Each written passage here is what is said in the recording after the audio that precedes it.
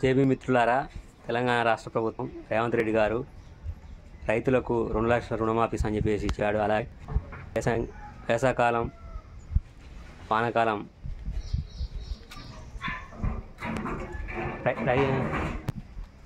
రైతు బంధు వేసవి వానాకాలం వల్లేదు ఇంతవరకు అని ఆవేదన వ్యక్తం చేస్తున్నారు. అలాగే 2 లక్షలు రుణమాఫీ చేస్తాం అని చెప్తున్నారు. కొంతమందికి లోన్ తెచ్చుకొని కట్టిన వారికి రుణమాఫీ చేయమని చెప్పేసి అనడం దురదృష్టకరం. ఎలక్షన్ల ముందు అందరికీ రుణమాఫీ చేస్తామని చెప్పిన కాంగ్రెస్ ప్రభుత్వము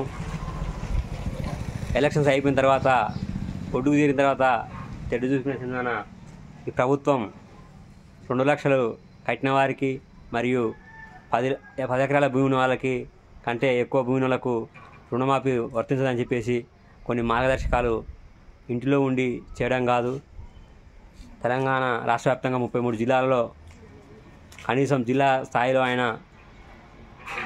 మీటింగ్లు పెట్టి యొక్క రైతులకు ఇవ్వండి. అలాగే బంగారం కొంత పుస్తకాలు గిట్లా బ్యాంకులలో పెట్టి పుస్తకాలు పెట్టిన వారికి ఇవ్వకపోవడం దురదృష్టకరం.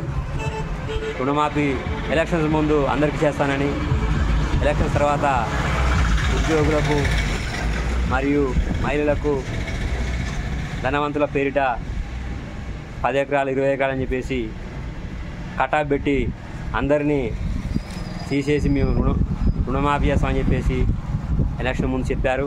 కానీ ఇంతవరకు మార్గదర్శకాలలో పేదలను విస్మరించడం మరియు ఇంకా చాలామంది నిరుపేదలకు భూములు లేవు, వారికి కూడా భూములు ఇచ్చి మరి అలాగే రుణమాఫీని కూడా ఎటువంటి అడ్డంకులు లేకుండా అందరికీ సమానంగా 2 లక్షల వరకు మాఫీ చేయాల్సిందిగా మేము మేనిఫెస్టో ఇచ్చిన హామీలు నెరవేరాల్సిందిగా మేము బహుజన సమాజ్ పార్టీగా డిమాండ్ చేస్తున్నాము.